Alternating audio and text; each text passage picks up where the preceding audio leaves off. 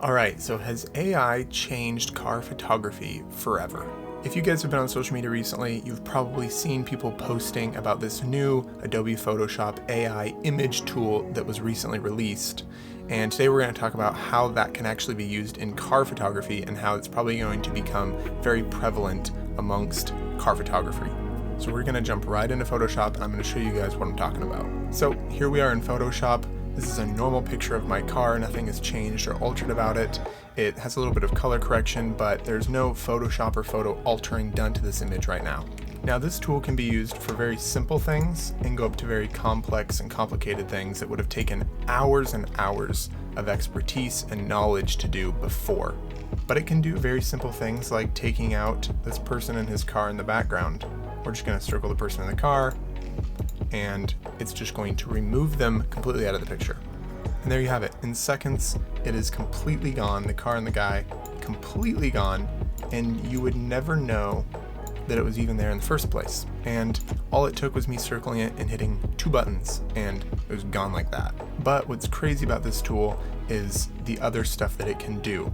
One thing it can do is we can zoom out here, and we can make this picture larger, like so. Select the black, the outside, and we can just have it expand the image to a much bigger image than what it is that I took with the camera.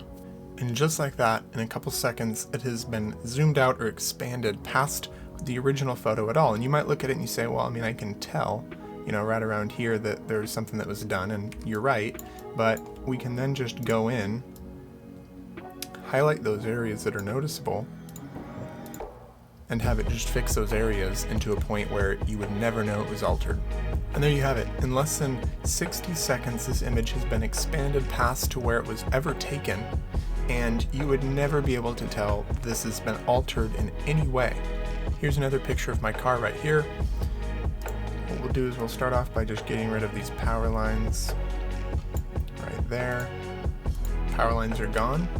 Then we'll zoom out here, and we will expand this picture as well. We'll even expand it a little more than that. We're going to select all of the black here and let it just do its thing and expand the image again past where the image was even taken. And just like that, in seconds, this image has been made bigger than it was ever taken, and it took no effort whatsoever. All I had to do is, hit 2 buttons, and this image has been changed in a way that you would never know, and was extremely easy to do. And you can see it put a building in here in the background, and we can circle the building there, and we can just have it remove the building if we want. The building's gone. There we go. And you might be thinking right now, okay, well this isn't really that big of a deal. I mean, it's cool, but you could have also just stepped back 10 feet, taken the same picture, and you'd be here anyway. And I agree with you there, but it's what you can still do that is really the game changer here. So we'll select this background area here, just like that. And we're gonna ask it to put in a large mountain range, or just large mountains in the background. And here we have now what is a completely different image from when we started, and we can go even further if we want. We can take this sky right here,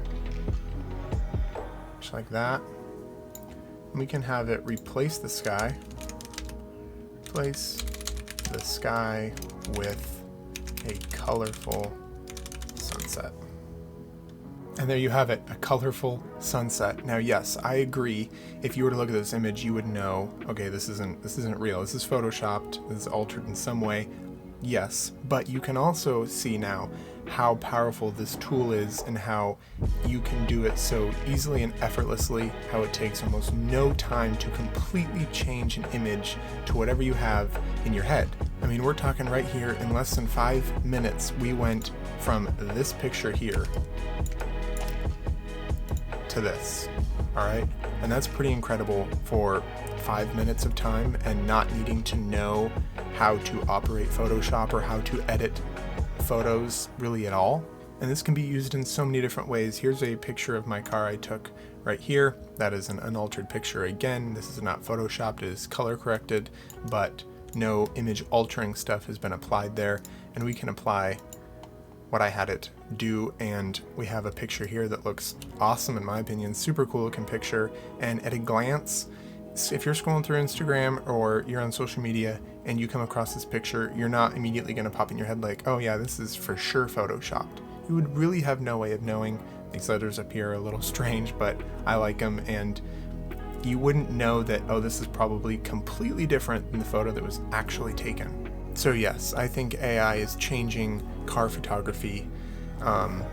Keep in mind that this AI tool on Photoshop is still in beta as well, so it's still being worked on, improved. They still want to make it better, and if it's already this powerful and this strong, imagine what it's going to be like in months or a couple of years, the amount of power that everybody will be able to have in changing and altering pictures of anything, really. I'm just showing you guys cars for an example. I don't really think that it's necessarily a problem or an issue.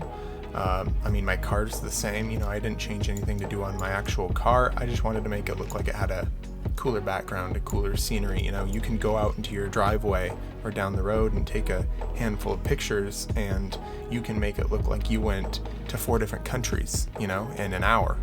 And that is pretty wild, and I think that is definitely game changing. The AI itself isn't very good at changing specific things. Like, I'll show you guys an example here. If we wanted to take my wheels